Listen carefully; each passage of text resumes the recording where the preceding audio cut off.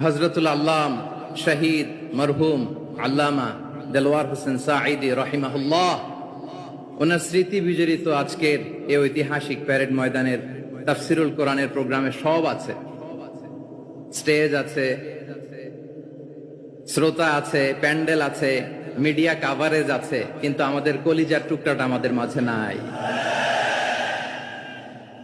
আজকের এই প্রোগ্রামে আলোচক হয়ে এই চেয়ারে আমি না বসে ওই শ্রোতাদের কাতারে বসে যদি আমাদের আল্লামার নুরানি চেহারার দিকে তাকিয়ে ওয়াজ শুনতে পারতাম, আমাদের হৃদয়টা ঠান্ডা হয়ে যেত,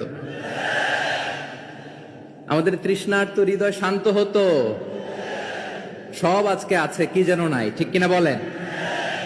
আল্লাহ তাআলা প্রতি 100 বছরে একজন মুজাদ্দিদ পাঠান, প্রতি 100 বছরে একজন মুজাদ্দিদ, যিনি সমাজকে সংস্কার করেন।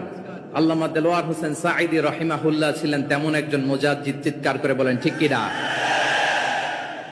উনি শিরক বিদআতের আস্তানাকে তছনছ করে দিয়েছেন।